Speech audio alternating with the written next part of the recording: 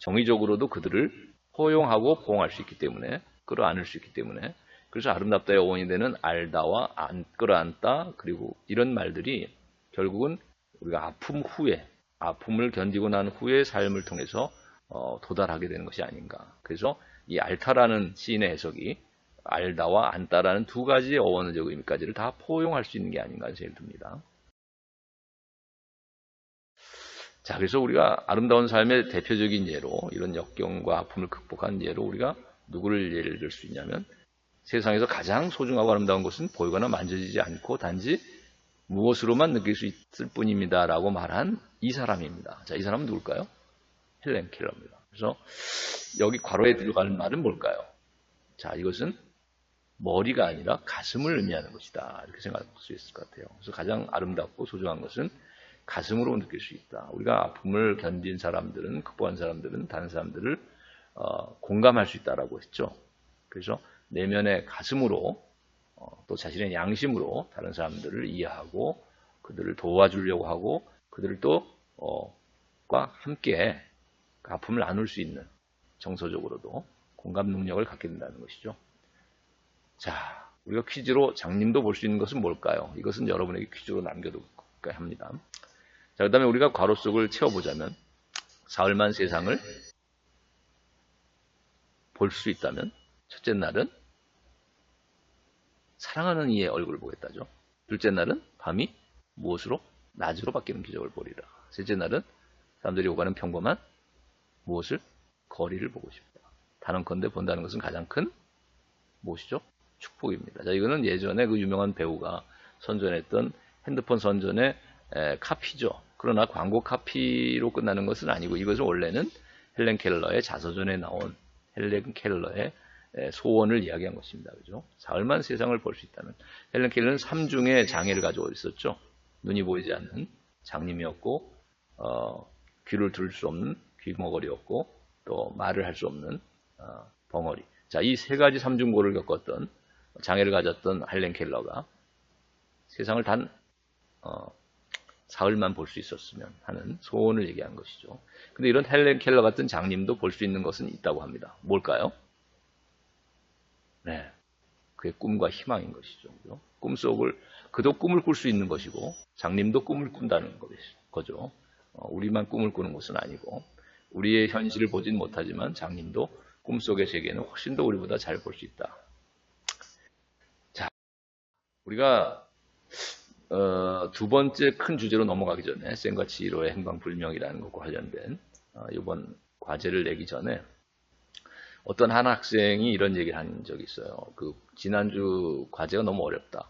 철학상담의 방법을 자신의 삶이나 영화에 적용시키는 것이 자기는 이해가 안 되고 어렵다라는 얘기를 했어요. 그래서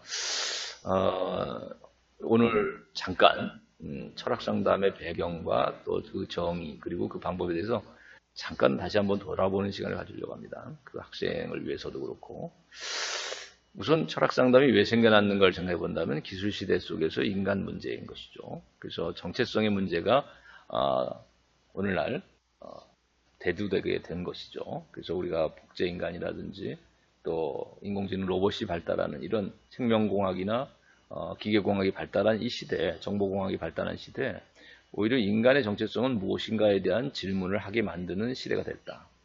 또 이런 기계가 발달하고 기술이 발달할수록 마음의 병은 깊어지고 많은 다양한 부작용들을 낳고 있죠. 사이코패스라든지. 자, 그래서 우리가 이런 것들이 배경이 돼서 인간의 정체성, 또 인간 마음의 병의 문제가 결국 인간이란 무엇인가를 성찰하게 만들고 철학적인 논의, 철학적인 대화와 성찰을 하도록 만드는 것이죠. 자, 그 다음에 두 번째는 과학의 마음 연구의 어떤 한계점 때문이다. 그래서 오늘날 야스퍼스나 프랑클 같은 그 철학 상담의 대가들은, 철학자들은, 이 사람들은 원래는 과학자였다는 거예요. 그래서 그것도 인간의 마음을 연구하는 과학자였다는 것이죠. 그래서 야스퍼스도 독일의 정신분석을 전공했던 정신과 의사여서 철학책을 쓰기 전에는 정신병리학이라는 책을 쓴 사람이고, 또 그걸 강의하고 또 직접 실천에 옮겨서 임상적으로도 사람들을 상담하고 치료했던 정신과 의사였습니다. 야스퍼스가 정신병리학을 썼던. 또 프랑클도 바로 정신분석을 전공했던 오스트리아 비엔나에서 개업을 한 정신과 의사였죠. 자, 이런 사람들은 공통적으로 과학, 첨단의 과학, 그리고 과학에서도 우리가 정점에 위치하고 있다고 하는 꽃이라고 하는 의학을 전공한 사람들이고, 그것도 정신의학을 전공했던 사람들이죠. 그래서 인간의 심리, 마음을 연구하는 심리학이나 인간을 자연과학적으로 이해하려고 하는 의학, 자, 이런 것들을 충분히 이해하고 또 전공을 했던 그런 그 과학자였는데, 야스퍼스와 프랑클은 실존 철학자가 된 것이죠. 실존 철학을 받아들여서 또 실존 철학을 개척해 나가면서 자신의 상담에 적용하고 인간의 마음의 연구에 이런 실존 철학을 적용해서 인간의 마음을 깊이 성찰해 보려고 했던, 자, 이런 사람들이다. 그래서 우리가 과학이 인간 마음을 연구하는데 인간의 마음 속을 10개를 물속을 잴 수 있는 과학이 다루는 데는 어떤 한계가 있다는 것이죠. 방법적으로도 또 내용적으로도. 자, 이런 것이 철학을 공부하고 철학을 연구하도록 하는 배경이 됐다. 그 다음에 우리가 예를 들고 있는 피노키오나 또 마지막 주에는 아마 오즈의 마법사 같은 동화를 다룰 것 같고, 또 오늘 이번 주에 과제로 내는 센과 치히로의 행방불명이라는 만화도 결국 하나의 동화죠. 근데 이러한 동화들은 단지 어린이들을 위한 동화일 뿐만 아니라 어른들을 위해서도 인간의 정체성, 인간의 본질이 뭔가에 대해서, 또 인간의 올바른 인간다운 삶이라는 게 뭔가에 대해서 깊은 성찰을 하도록 만드는 좋은 하나의 소지가 된다. 그래서 여러분에게 인간의 조건이 무엇이냐는 과제도 냈고, 피노키오에 있어서 또 행복의 조건은 무엇인가라는 과제가 아마 오즈의 마법사에 관해서는 이제 나갈 수도 있을 주제 같아요. 그래서 이런 것들을 생각하게 만드는 것들이 될 수 있겠다. 그래서 철학 상담의 배경으로 우리가 기술 시대 속에서의 인간의 정체성 문제, 과학의 마음 연구의 한계, 이런 것들을 한번 이제 그리고 철학 상담이라는 것은 결국 무엇이냐 했을 때 다른 게 아니라 철학을 실천하는 하나의 과정이죠. 한 방식이고 하나의. 그래서 철학 실천이라는 것은 여기 보듯이 뭐 철학을 교육할 수도 있고, 철학을 강연할 수도 있고, 또 철학 카페를 열어서 아예 업을 자신의 사업으로 나갈 수도 있겠지만, 그러나 철학 상담이라는 것은 가장 기본적이고도 가장 핵심적인 철학을 실천하는 하나의 방식이 되겠다. 그래서 그것은 결국 인간의 모든 고민이나 인간다운 삶에 관한 또 문제들, 그래서 세계관, 인간관, 인생관, 그리고 가치관에 관련된 모든 주제들을 다룰 수 있는 것이 철학 상담이고, 그 방법은 대화와 사고 실험과 실존 조명이라는, 자, 이런 방법을 통해서 자, 그래서 우리가 철학 상담의 그 방법을 가지고 보면 우선 대화는 소크라테스가 가장 모범적으로 가장 시초가 되죠. 그래서 그의 대화를 우리가 문답법이라고도 하는 것은 이제 질문과 대답으로 이루어지기 때문이고, 또 그것을 성격 지울 때 논박술과 삼파술로 나누는 것은 소극적인, 그러니까 문제점을 지적하고 그것을 논박해 나가는 그 부정적인, 소극적인 측면과, 그 다음에 적극적으로 지혜에 도달하도록 그의 어떤 잉태에서 낳는 것을 도와주는 것처럼 아이를 지혜에 비유한다면 스스로 지혜를 깨닫도록 도와준, 그 성찰 과정을 도와준, 자, 이런 대화법을 우리가 삼파술이다. 그래서 적극적인 의미에서의 대화, 긍정적인 의미에서의 대화하고 소극적인 또는 부정적인 의미에서의 이런 논박술이라는 의미에서의 대화를 두 가지 방식을 나눠서 소크라테스의 대화를 우리가 논박술과 삼파술로서 이제 교재에 다루고 있다고 그랬죠. 자, 그런데 이것이 오늘날 인지치료라고 하는 상담 기법하고도 깊은 연관을 가질 수 있어요. 그래서 오늘날 인지치료를 대표하는 심리학자들은 소크라테스의 대화로부터 자기들은 다 영감을 받았고 소크라테스의 방법론을 계승했다, 이렇게들 다 얘기하고 있죠. 그래서 여러분의 삶에 적용할 때도 자신의 어떤 자동적 사고라는 게 있어요. 그건 뭐냐면 습관적인 생각입니다. 자신의 어떤 습관적으로 생각하는 패턴이 있고 사고방식이 있는데, 이런 것들을 한번 자기와 대화를 통해서 논박을 해보는 것이죠. 아, 내가 이런 습관적으로 나는 이런 식으로 생각하고 항상 이런 식으로 자동적으로 이런 생각을 하고 살아가는데, 어떤 사고방식을 가지고 있는데, 아, 이것이 과연 정말 진정한 의미에서 올바른 것일까? 이것들을 한번 스스로 대화를 통해서 성찰을 해 나가고, 그걸 개선해 나가려는 노력을 한다면 그것은 소크라테스의 문답법, 소크라테스의 대화법을 논박술과 삼파술을 실천하는 하나의 자신의 삶에 적용하는 그런 방식이 될 수 있겠다. 그래서 그 교재에도 우리가 현대사회와 철학 상담이라고 하는 교재를 우리가 자료실에 올려놨다고 했죠. 거기 보면 2부 또는 2장에 해당하는 것이 철학 상담의 방법인데 거기에 첫 번째 나오는 것이 이제 대화라는 기법이고 거기에도 이제 예를 들어놨습니다. 그래서 우리가 이렇든 습관적인 것을 고쳐 나가는 것은 인생을 고쳐 나가는 방식이고 자신의 어떤 가치관과 인생관이 바뀌어 나가는 방식일 수도 있겠죠. 그래서 여러분의 세계관이 또 그래서 여러분이 철학을 실천하는 중요한 방식이 스스로 자기와 대화해 나가는 방식일 수 있을 겁니다. 또는 타자와 대화해 나가는 방식일 수 있을 거예요. 그걸 통해서 자신의 습관적인 사고를 교정해 나갈 수 있다면 인생이 변화될 수도 있는 중요한 자신의 운명을 바꿀 수 있는 그런 계기가 될 수 있겠다. 자, 사고 실험의 방법으로서 뭐 동굴의 비유, 방법적 의심, 코페르니쿠스적 전환 이런 플라톤, 데카르트, 칸트의 예를 들었고 통속의 뇌라는 그 포트남이라는 철학자의 이제 사고 실험의 예는 매트릭스라는 영화하고도 비슷한 면이 있다. 또 중국어방 사고 실험은 이제 튜링 테스트를 비판하기 위해서 존 썰이라고 하는 뭐 영국의 언어 철학자가 내놓은 사고 실험의 방법이다. 이런 얘기를 했죠. 그다음에 올더스 럭슬리의 멋진 인생이라는 작품은 오늘날 디스토피아 문학의 선구가 되는 문학에서의 사고 실험이다. 그래서 미래 사회, 기술이 발달한 미래 사회가 반드시 유토피아일 수만은 없지 않느냐라는 깊은 성찰을 우리에게 가져다 준 사고 실험이다. 그것이 오늘날 다이버전트라는 그 5계급으로, 그죠? 5계급으로 나눠진 통제 사회, 기술적으로 지배되는 사회, 유전자 정보에 의해서 분류돼 가지고 기계적으로 지배되고 있는 이 통제 사회를 그려주고 있는 이 영화도 바로 얼더스 럭슬리의 전문학 작품과의 연관관계가 있는 사고 실험일 수 있겠다.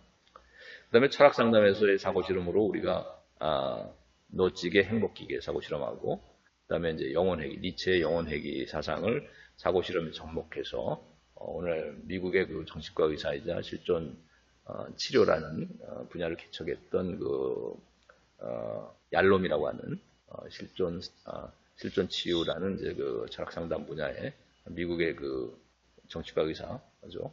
자, 이 사람이 제시했던 것은 이제 니체의 영혼회귀 사상을 사고 실험으로 철학 상담을 통해서 한번 성찰할 수 있도록 영혼회귀 사고 실험이라는 것을 이제 제안했는데, 그러니까 우리의 삶이 그 영원히 반복된다면, 오늘의 삶이 영원히 반복된다면, 오늘 나는 어떤 선택을 할 것인가 이런 생각을 성찰을 해보도록 유도하는 것이죠. 그걸 통해서 무의미한 삶을 살던 사람이 오늘 하루하루가 무의미하다고 생각하던 사람이 오늘 하루가 얼마나 중요하고 내가 이 하루의 선택이 결국 모든 삶을 통해서 반복된다면 내 하루의 이 선택 한순간순간의 선택이 일생을 지배하는 것이고 일생을 결정하는 것이라면 매우 성실한 하루를 보내게 되지 않겠는가 하는 것이죠.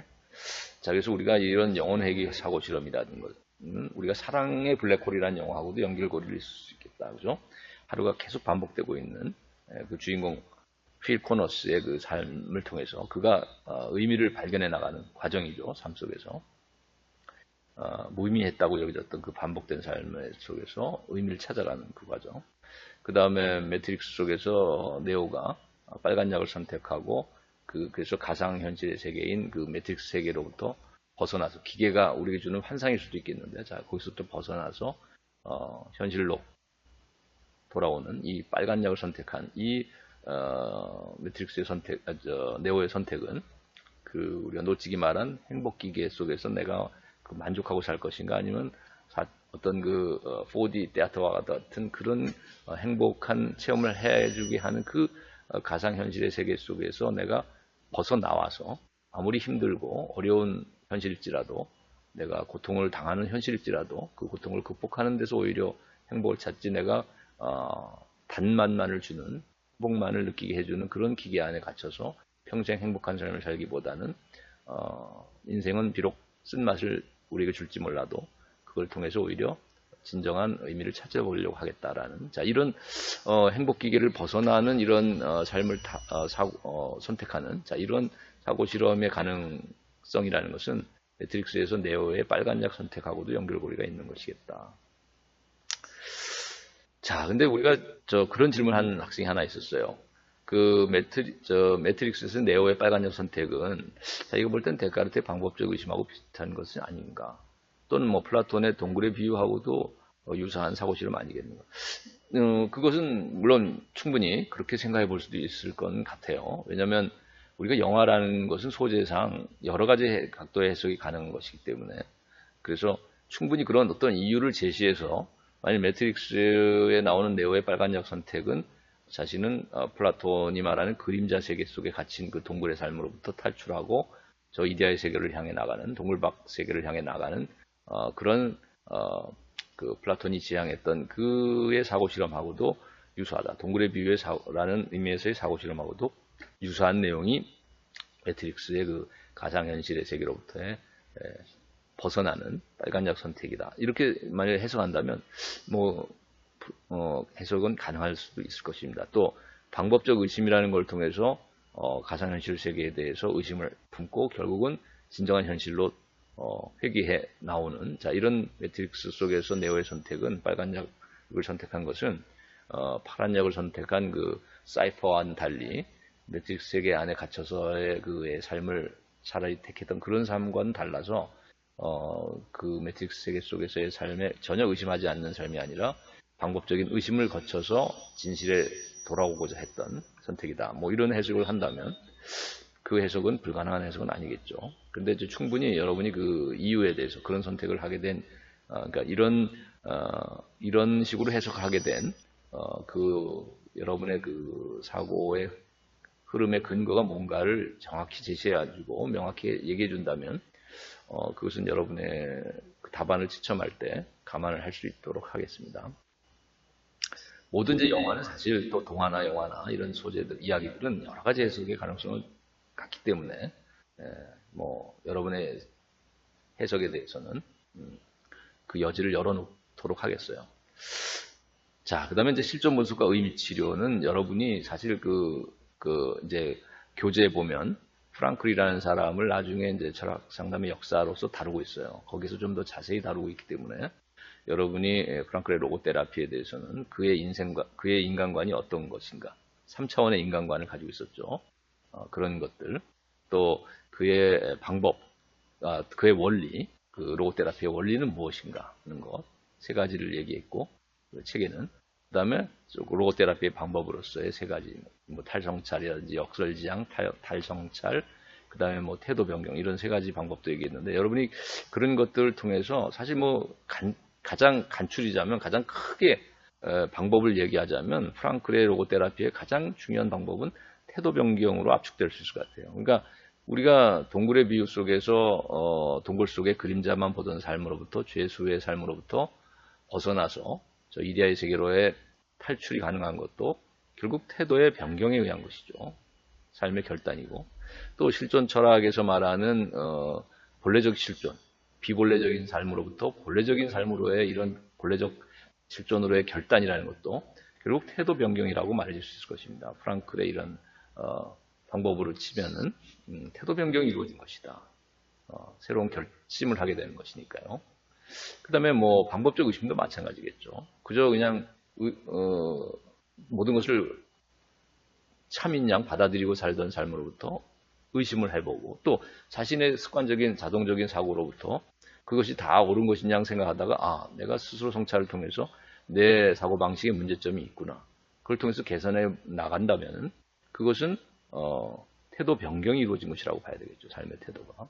나는 습관적으로 부정적으로 항상 모든 것을 부정적으로만 바라보고 부정적인 사고를 하는 습관이 있었다고 했다면 그래서 염세적이고 내가 항상 남을 비난하는 사람 또 남을 시니컬하게 비웃기만 하는 이런 태도를 가지고 살았다면은 그것들에 대해서 성찰을 통해서 개선해 나가려고 하는 이런 마음의 자세로 바뀌었다면 그것은 이제 태도 변경이 이루어진 것이라고 봐야 되겠죠. 그래서 프랑클의 로고테라피의 방법론 중에서 뭐 역설지향, 탈성찰, 뭐 태도 변경 이런 것들을 얘기하지만 교재에서 가장 중요한 것은 태도 변경일 수 있겠다.